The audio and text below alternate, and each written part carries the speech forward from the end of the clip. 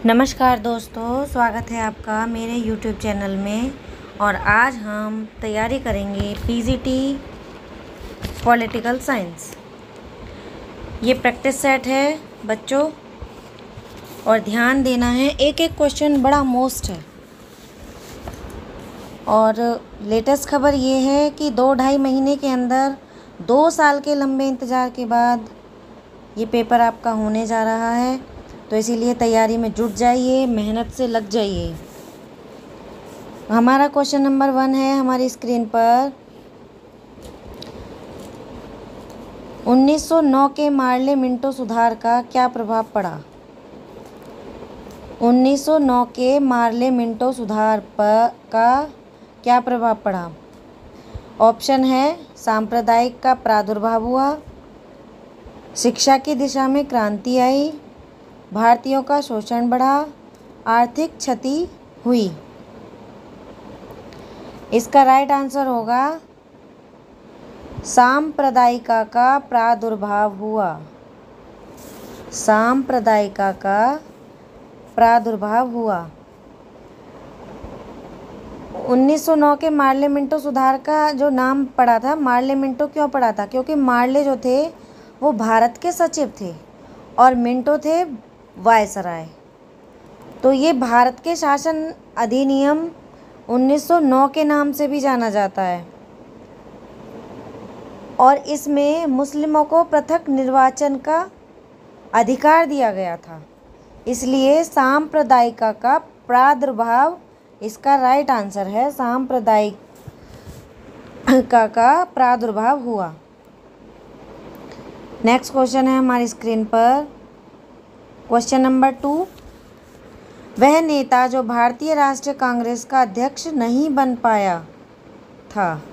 वह नेता जो भारतीय राष्ट्रीय कांग्रेस का अध्यक्ष नहीं बन पाया था, तो वो हमारे होंगे, इसका ऑप्शन है राजेंद्र प्रसाद, बाल गंगाधर तिलक, वीके गोखले, सुरेंद्र नाथ बनर्जी। तो देखिए तो बच्चों, इसमें बाल गंगाधर तिलक जो हैं वो नहीं बन पाए थे भारतीय राष्ट्रीय कांग्रेस के अध्यक्ष। राजेंद्र प्रसाद भी अध्यक्ष के रूप में कार्य कर चुके थे, वीके गोखले भी अध्यक्ष के रूप में कार्य कर चुके थे, और सुरेंद्रनाथ बनर्जी भी अध्यक्ष के रूप में कार्य कर चुके थे। लेकिन एक बाल गंगाधर तिलक ऐसे थे जो राष्ट्रीय कांग्रेस अध्यक्ष नहीं बन पाए थे। तो इसका राइट आंसर होगा बाल Gangadhar Tilak. Next question, question number 3 है हमारी स्क्रीन पर। निम्नांकित में से कौन प्रभुसत्ता, ये मिस प्रिंट हो गया है, प्रभिसत्ता नहीं है, प्रभुसत्ता है, प्रभुसत्ता। निम्नांकित में से कौन प्रभुसत्ता के कानूनी सिद्धांत का लक्षण नहीं है? पूर्णता, विभाज्यता, स्थायित्व, सार्वभौमिकता। तो बच्चों, इसका राइट आंसर होगा विभाज्यता। राइट आंसर होगा विभाज्यता। देखिए, कानूनी सिद्धांत को लाने वाले थे बौद्ध। कौन थे लाने वाले? बौद्ध। और इन्हें आगे ले जाने वाले थे हॉब्स। नोट करने लायक चीज़ें हैं ये। आगे ले जाने वाले थे हॉब्स, और चरम सीमा पर जो पहुंचाया था वो आइंस्टीन ने पहुंचाया था। चरम सीमा पर किसने पहुंचाया था? आइंस्टीन ने पहुंचाया था। इसलिए इसका निरंकुशता भी है, अविभाज्यता भी है, स्थायित्वता भी है, सार्वभौमिकता भी है। लेकिन जो नहीं है वो है विभाज्यता, क्योंकि इसमें पूछा गया नहीं है, कानूनी लक्षण नहीं है। तो जो नहीं है वो है विभाज्यता। इसका राइट आंसर होगा विभाज्यता। ओके, नेक्स्ट क्वेश्चन पर चलते हैं। नेक्स्ट क्वेश्चन है हमारा क्वेश्चन नंबर 4। आइंस्टीन ने अपने संप्रभुता के सिद्धांत का प्रतिपादन अपनी पुस्तक में किया। आइंस्टीन ने अपनी प्रभुसत्ता के सिद्धांत का प्रतिपादन अपनी पुस्तक में किया? ऑप्शन है हमारा the modern state, 2 treatises on government, lectures on jurisprudent, उपर्युक्त में से कोई नहीं। तो इसका राइट आंसर होगा lectures on jurisprudence. Right answer है हमारा, थर्ड ऑप्शन है इसका, क्योंकि मॉडर्न स्टेट मैकाइवर की है। मॉडर्न स्टेट किसकी है? मैकाइवर की है। और द ट्रीटाइजेज ऑन गवर्नमेंट लॉक की है। ये लॉक की पुस्तक है। तो हमारा जो सही आंसर है वो लेक्चर्स ऑन जूरिस्प्रूडेंस है। और नेक्स्ट क्वेश्चन है हमारी स्क्रीन पर, क्वेश्चन नंबर 5। क्वेश्चन नंबर 5 है, निम्न में से किस राजनीतिक चिंतन ने संप्रभुता को सर्वशक्तिमान सिद्धांत के रूप में विकसित किया? निम्न में से किस राजनीतिक चिंतक ने संप्रभुता को सर्वशक्तिमान सिद्धांत के रूप में विकसित किया? ऑप्शन है हॉब्स,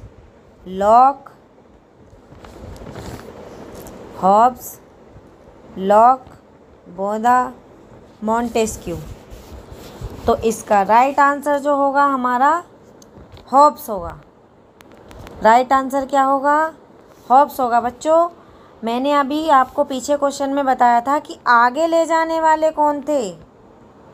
हॉब्स। और जनक के रूप में किसे माना जाता है? बोंदा को। जनक के रूप में किसे माना जाता है? बोंदा को। और चरम सीमा पर पहुंचाने वाले थे आर्नस्टीन।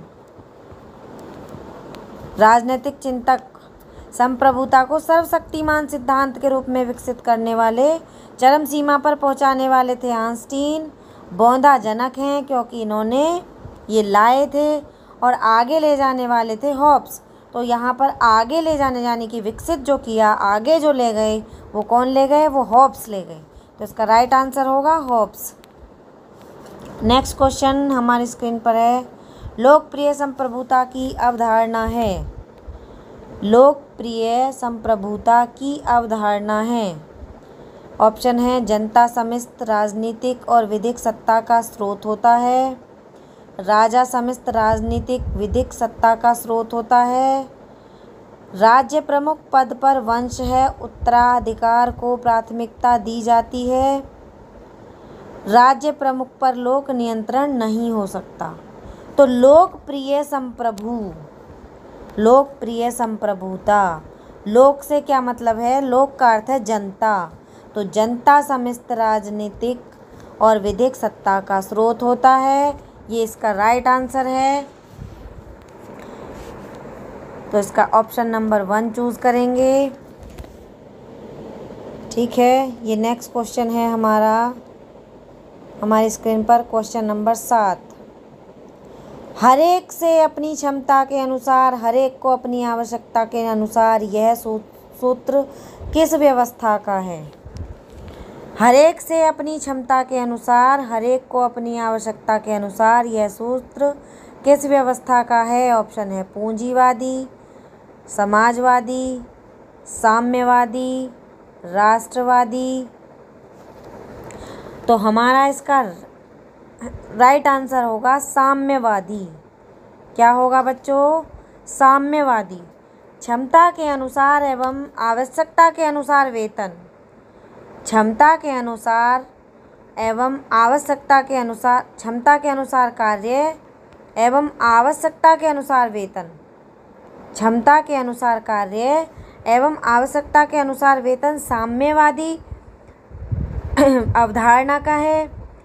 और समाजवादी का है क्षमता के अनुसार कार्य और कार्य के अनुसार वेतन, क्षमता के अनुसार कार्य और कार्य के अनुसार वेतन। ये समाजवादी का है, लेकिन इसका राइट आंसर साम्यवादी होगा। क्या होगा इसका राइट आंसर? साम्यवादी। नेक्स्ट क्वेश्चन है हमारी स्क्रीन पर क्वेश्चन नंबर 8। आर्थिक मानव की संकल्पना किसने प्रस्तुत की है? आर्थिक मानव की संकल्पना किसने प्रस्तुत की है? ऑप्शन है Ricardo, John Locke, Herbert Spencer, Adam Smith. तो आर्थिक मानव की संकल्पना किसने की है? आर्थिक मानव की संकल्पना से जो जुड़े हुए हैं वो हमारे एडम स्मिथ हैं। एडम स्मिथ ने अपनी बुक वेल्थ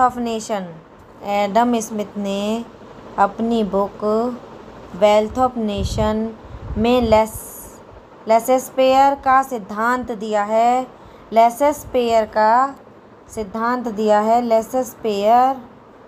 सिद्धांत दिया है जिसका अर्थ है आर्थिक क्षेत्र में राज्य हस्तक्षेप ना करे। आर्थिक क्षेत्र में राज्य हस्तक्षेप ना करे। और एडम स्मिथ को अर्थशास्त्र का पिता भी कहा जाता है और इनका जन्म 5 जून 1723 को हुआ था। 5 जून 1723 को हुआ था। 17 जुलाई 1790 में इनकी मृत्यु हो गई थी। 17 जुलाई 1790 में इनकी डेथ हो गई थी। ओके, नेक्स्ट क्वेश्चन हमारी स्क्रीन पर है क्वेश्चन नंबर 9। नए समाज रूपी शिशु को गर्भ में धारण करने वाली हर पुरानी व्यवस्था के लिए शक्ति एक दाई है। यह कथन किसका है? ऑप्शन है जोड़, कार्ल मार्क्स, लास्की और हंट।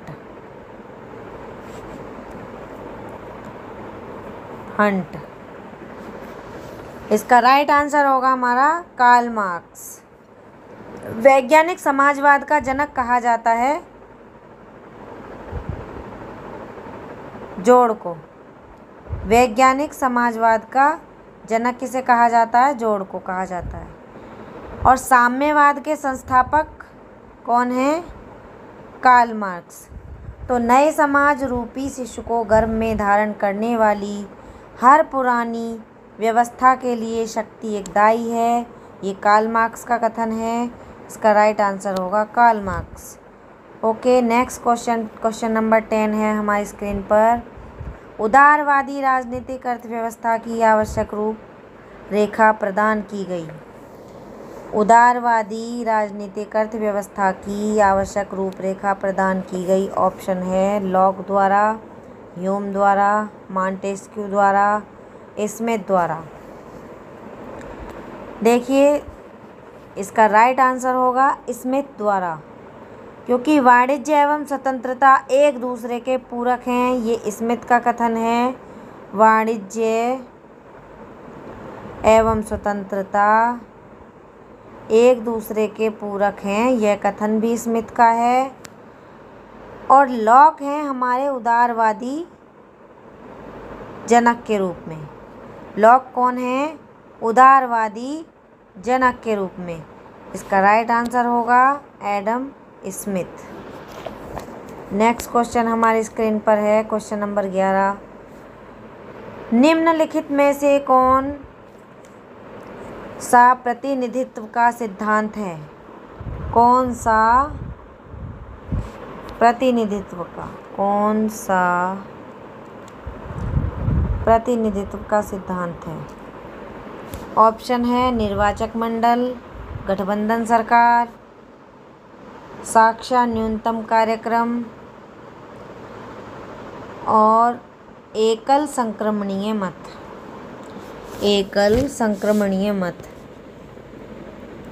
तो इसका राइट आंसर होगा एकल संक्रमणीय मत, क्योंकि एक व्यक्ति के मत को दूसरे व्यक्ति के हस्तांतरित किया जाता है।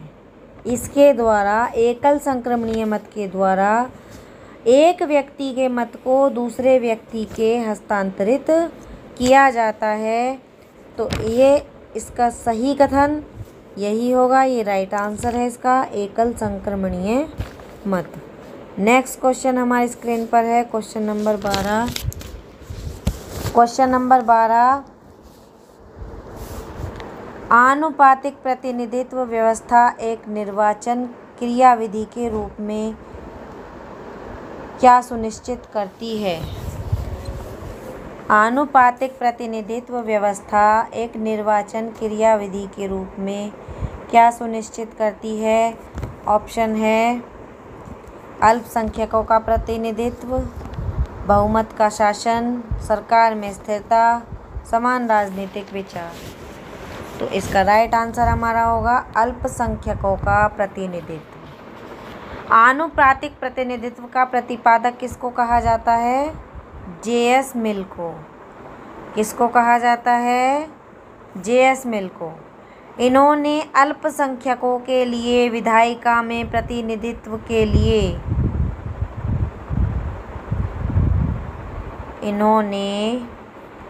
अल्पसंख्यकों के लिए विधायिका में प्रतिनिधित्व के लिए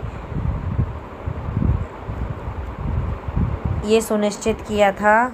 ये आनुपातिक प्रतिनिधित्व व्यवस्था एक निर्वाचन क्रियाविधि के रूप में सुनिश्चित करती है अल्पसंख्यकों का प्रतिनिधित्व। इसका राइट आंसर हमारा ऑप्शन नंबर 1 होगा। नेक्स्ट क्वेश्चन है हमारी स्क्रीन पर क्वेश्चन नंबर 13। निम्न में से कौन सा राज्य के नीति निदेशक सिद्धांतों में सम्मिलित नहीं है? निम्न में से कौन सा राज्य के नीति निदेशक सिद्धांतों में सम्मिलित नहीं है? ऑप्शन है पुरुषों एवं महिलाओं को समान कार्य के लिए समान वेतन, आजीविका के लिए समुचित संसाधनों का समान अधिकार, अछूत प्रथा की समाप्ति, कार्य करने की समुचित एवं मानवीय दशाएं। इसका राइट आंसर होगा हमारा देखिए ऑप्शन नंबर 3। कैसे देखते हैं? पुरुषों एवं महिलाओं के लिए समान कार्य के लिए समान वेतन, ये भी सम्मिलित है नीति निदेशक तत्वों में। आजीविका के लिए समुचित संसाधनों का समान अधिकार, ये भी सम्मिलित है नीति निदेशक तत्वों में। कार्य करने की समुचित व्यवस्था एवं मानवीय दशाएं, ये भी सम्मिलित है। एक अछूत प्रथा की समाप्ति, ये नहीं है क्योंकि यहाँ पे नहीं पूछ रहा है। निम्न में से कौन सा राज्य के नीति निर्देशक सिद्धांतों में सम्मिलित नहीं है, यहाँ पे नहीं पूछा है इसने। तो ये हमारे मौलिक अधिकार से संबंधित है, नीति निदेशक तत्वों से संबंधित नहीं है, मौलिक अधिकार से संबंधित है। इसलिए राइट आंसर होगा अछूत प्रथा की समाप्ति। और नीति निदेशक तत्वों के सिद्धांत की चर्चा आर्टिकल कौन से में की गई है? आर्टिकल 36 से लेकर आर्टिकल 51 तक, आर्टिकल 36 से लेकर आर्टिकल 51 तक। तो हमारा राइट आंसर अछूत की प्रथा की समाप्ति है। नेक्स्ट क्वेश्चन है हमारी स्क्रीन पर क्वेश्चन नंबर 14।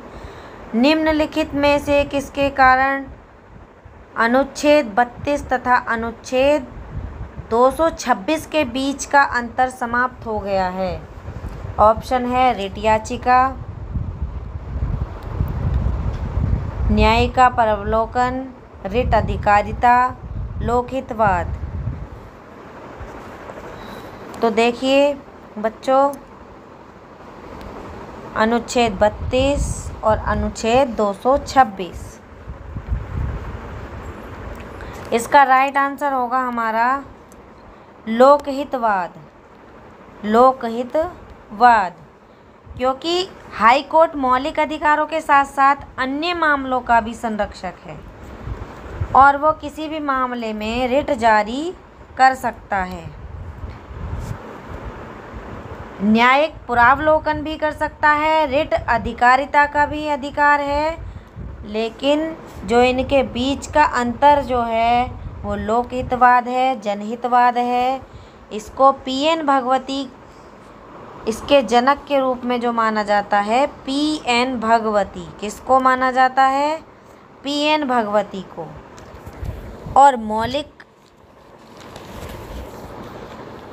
सुप्रीम कोर्ट मौलिक अधिकारों का संरक्षक है इसी के तहत। सुप्रीम कोर्ट मौलिक अधिकारों का संरक्षक है इसी के तहत। और हाई कोर्ट मौलिक अधिकारों के साथ साथ अन्य मामलों का भी संरक्षक है। तो इसके बीच का जो अंतर है वो समाप्त कर दिया गया है लोकहितवाद के। तो नेक्स्ट हमारा क्वेश्चन है क्वेश्चन नंबर 15। भारत प्रथम निर्वाचन आयुक्त कौन था? भारत का मिसप्रिंट हो गया है यहाँ पर। भारत का प्रथम निर्वाचन आयुक्त कौन था? ऑप्शन है हमारे डॉक्टर सुकुमार सिंह, SP सेन वर्मा, सुकुमार सेन और T स्वामीनाथन। तो इसका राइट आंसर होगा सुकुमार सेन। इसका राइट आंसर क्या होगा? सुकुमार सेन। सुकुमार सेन का कार्यकाल 21 मार्च 1950 से लेकर दिसंबर 1958 तक चला। कार्यकाल कब तक चला इनका? 21 मार्च 1950 से लेकर 1958 तक।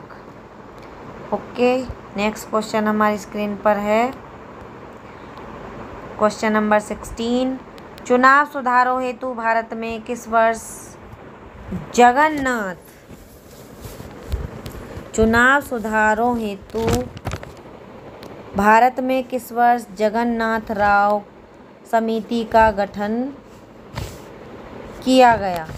जगन्नाथ राव समिति का गठन। जगन्नाथ राव समिति का गठन। ऑप्शन है 1970, 1971, 1972, 1973। तो 1971 में गठन किया गया। इसका राइट आंसर होगा 1971। और रिपोर्ट 1972 मार्च 1972 में प्रस्तुत की गई। इसलिए इसका जब गठन किया गया तो 1971 में किया गया। इसका राइट आंसर होगा 1971। नेक्स्ट क्वेश्चन है हमारी स्क्रीन पर क्वेश्चन नंबर 17। निम्न में से कौन भारत के संविधान में परिकल्पित 3 प्रकार की सेवाएं हैं? निम्न में से कौन भारत के संविधान में परिकल्पित 3 प्रकार की सेवाएं हैं? ऑप्शन है सिविल सेवा, सैन्य सेवा और अर्धसैनिक सेवा। प्रथम श्रेणी सेवा, द्वितीय श्रेणी सेवा, तृतीय श्रेणी सेवा, नौसेना सेवा, वायुसेना सेवा और थल सेना सेवा, अखिल भारतीय सेवाएं, केंद्रीय सेवाएं और राज्य सेवाएं। आर्टिकल 312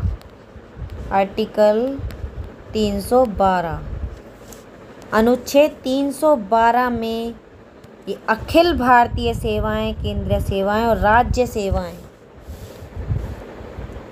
भारत के संविधान में परिकल्पित की गई 3 प्रकार की सेवाएं। तो इसका हमारा जो राइट आंसर होगा वो अखिल भारतीय सेवाएं, केंद्रीय सेवाएं और राज्य सेवाएं होगा। नेक्स्ट क्वेश्चन है हमारी स्क्रीन पर क्वेश्चन नंबर 18। निम्न में से किस मामले में भारत संरचना के सिद्धांत को प्रतिपादित किया गया? निम्न में से किस मामले में भारत के सर्वोच्च न्यायालय ने संविधान की मूल संरचना के सिद्धांत को प्रतिपादित किया? तो ये हमारा ऑप्शन होगा गोपालन बनाम। प्रिंट हो गया है। गोपालन बनाम मद्रास राज्य, मिनर्वा मिल्स, केशवानंद भारती, गोलकनाथ।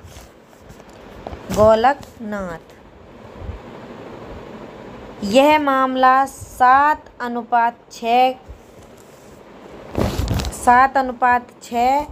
1973 में 13 न्यायाधीशों की पीठ ने यह मामला सुनाया था। कितने न्यायाधीश की पीठ ने सुनाया था? 13 न्यायाधीशों की पीठ ने सुनाया था और 7:6 का मामला है ये। और इसका राइट आंसर होगा केशवानंद भारती। इसका राइट आंसर क्या होगा? केशवानंद भारती। नेक्स्ट क्वेश्चन है हमारी स्क्रीन पर क्वेश्चन नंबर 19। क्वेश्चन नंबर 19 होगा और इसका एक और था क्वेश्चन नंबर 19 से पहले 18 के बारे में ही हम थोड़ी सी बात करेंगे। क्वेश्चन नंबर 18 के बारे में ही हम थोड़ी सी बात करेंगे। इसकी प्रस्तावना में भी संशोधन किया गया था और ये कहा गया था कि प्रस्तावना में संशोधन किया जा सकता है, लेकिन संशोधन ऐसा होना चाहिए कि मूल ढांचे को नष्ट ना करता हो। मूल ढांचे को नष्ट ना करता हो, ये केशवानंद नंदन भारती ने प्रतिपादित किया था। अब क्वेश्चन नंबर 19 हमारी स्क्रीन पर है। निम्न में से किस समूह को सुशासन के मूल सिद्धांत के रूप में माना जाता है? सहभागिता, उत्तरदायित्व, ई गवर्नेंस, उत्तरदायित्व, ई गवर्नेंस, निष्पक्षता, ई गवर्नेंस, निष्पक्षता, सहभागिता, निष्पक्षता, सहभागिता, उत्तरदायित्व। इसका राइट आंसर होगा हमारा निष्पक्षता, सहभागिता, उत्तरदायित्व। विश्व बैंक द्वारा दिया गया था ये सुशासन 1992 में। कब दिया गया था? 1992 में। तो इसका निष्पक्षता, सहभागिता और उत्तरदायित्व है इसका राइट आंसर है। नेक्स्ट क्वेश्चन एक हमारी स्क्रीन पर है क्वेश्चन नंबर 20। किस बहुपक्षीय संस्था ने वर्ष 1960 में भारत और पाकिस्तान के बीच सिंधु जल संधि की मध्यस्थता की? ऑप्शन है अंतर्राष्ट्रीय मुद्रा कोष, एशियाई विकास बैंक, विश्व बैंक, आर्थिक और सामाजिक। इसका राइट आंसर होगा विश्व बैंक। राइट आंसर क्या होगा? विश्व बैंक। 1960 में उस समय भारत के प्रधानमंत्री पंडित जवाहरलाल नेहरू ने पाकिस्तान के राष्ट्रपति अय्यूब खान से ये समझौता किया था। इनके जवाहरलाल नेहरू और पाकिस्तान के राष्ट्रपति अय्यूब खान के बीच ये समझौता हुआ था, ये सिंधु जल संधि का, और ये विश्व बैंक की मध्यस्थता रही थी। किसकी मध्यस्थता रही थी? विश्व बैंक की मध्यस्थता रही थी। तो आज की वीडियो यहीं समाप्त होती है। हमारे चैनल को पीक परफॉर्मर्स को आप अगर वीडियो आपको अच्छी लगे तो लाइक और शेयर करना ना भूलें। धन्यवाद। जय हिंद।